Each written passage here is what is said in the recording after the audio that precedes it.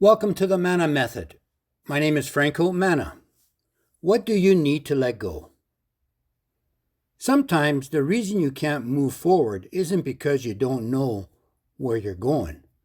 It's because you're still holding on to something that's keeping you from getting there. So let me ask you, what do you need to let go of? Letting go of the past mistakes, past regrets, and missed opportunities. Let go of the past mistakes. If you take something important from it and transform it into something positive, today I am coming closer to my 24th year of sobriety. It's a great milestone. Going through an addiction and mental health issues most of my life, I've taken the pain from the past and turned it into purpose. Not to brag. I am not here to tell you if I can do it, you can do it. And I know you can. With the grace of God beside you. It's like peeling that onion in life, one layer at a time, breaking off the spikes on our fork. We cannot change what already happened to us. Reliving yesterday doesn't repair the past. If your car doesn't work like it did before, either you fix it and repair the car, or you replace the whole car and get a brand new vehicle. Use this as a metaphor for your own body, your mind, and your spirit. Changing your tires brings you better performance, better traction, more mileage per gallon.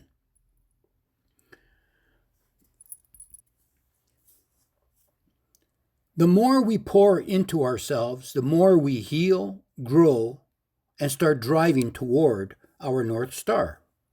Ask yourself this question. What part of your past are you still carrying?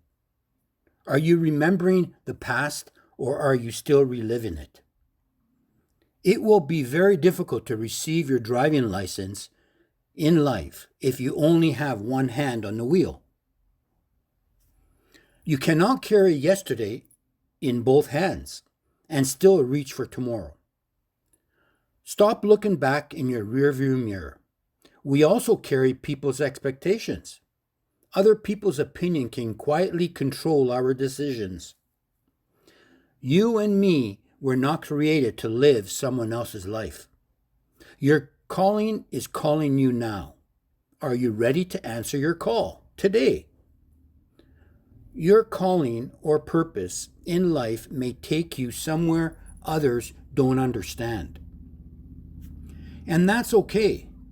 Your cell number is different from everyone else for a reason. Sometimes growth requires disappointing people who benefited from your old you.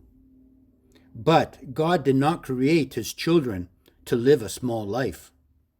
A question for you. Whose approval are you still seeking?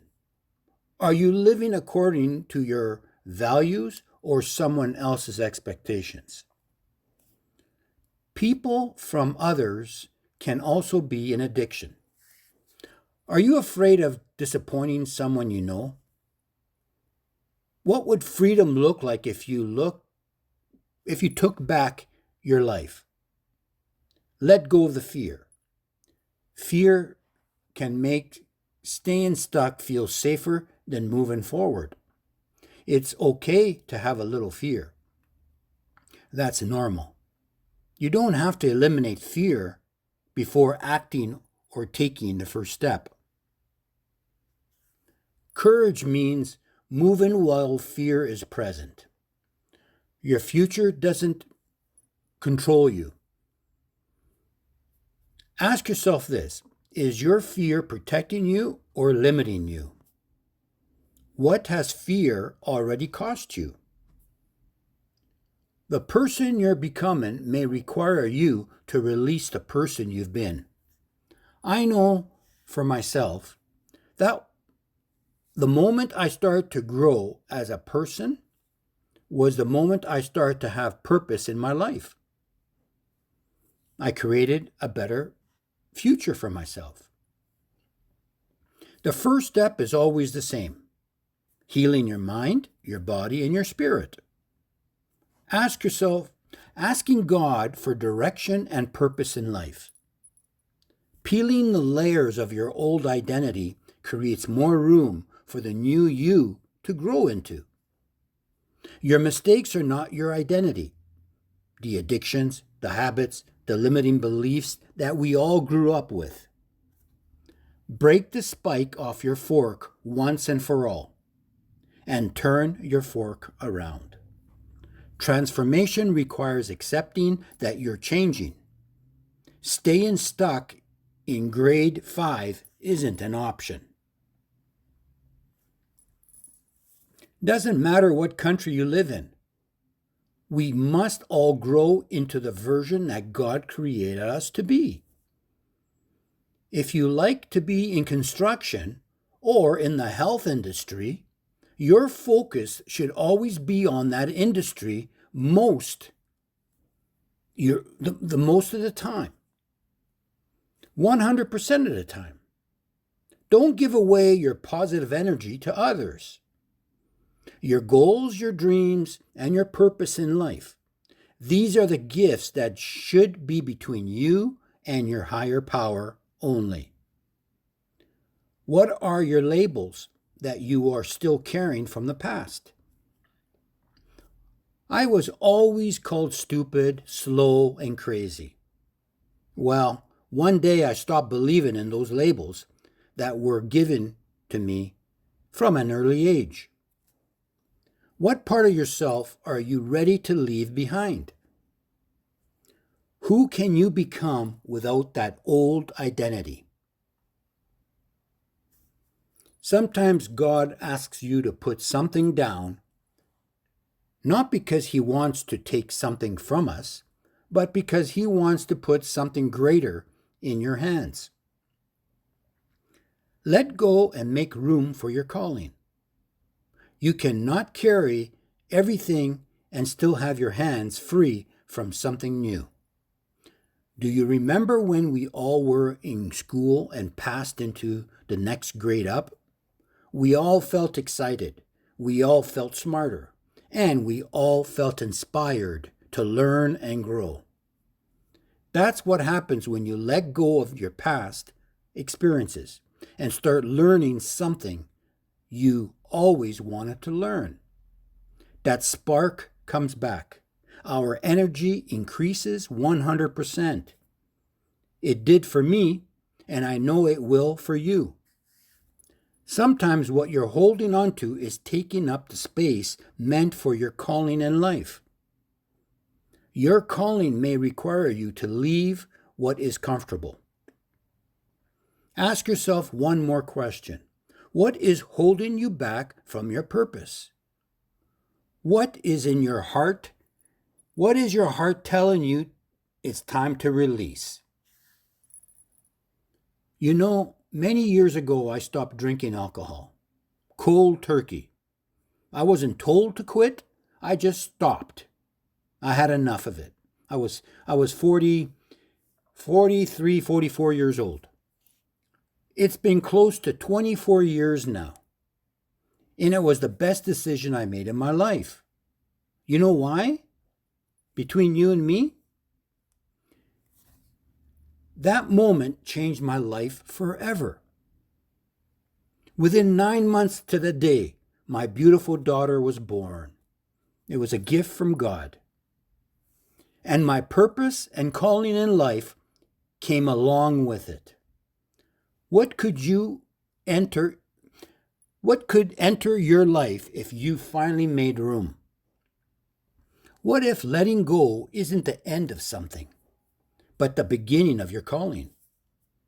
Maybe it's time to let go of the regrets from the past.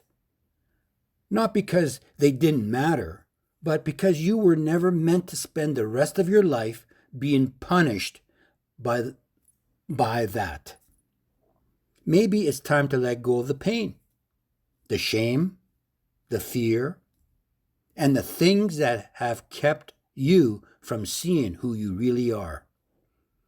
Because healing isn't about pretending the broken pieces never existed. Sometimes healing is about taking those broken pieces and allowing them to become part of the person you are becoming. And maybe those broken spikes on your fork, the experiences that bent you, wounded you, or changed the direction of your life, don't have to make your fork useless. They can become wisdom. They can become strength. They can become even help you discover your gifts and talents you never knew you had. Your purpose may have been there all along, waiting for you to become willing to see it clearly. So ask yourself, what do I need to let go of so I can finally become who I was meant to be? Let go of the regret. Let go of the fear. Let go of the old story. Make room for healing. Make room for growth. Make room for your gifts. Make room for your purpose. Because sometimes God isn't asking you to carry more. Sometimes He's asking you to put something down so He can place something new in your life.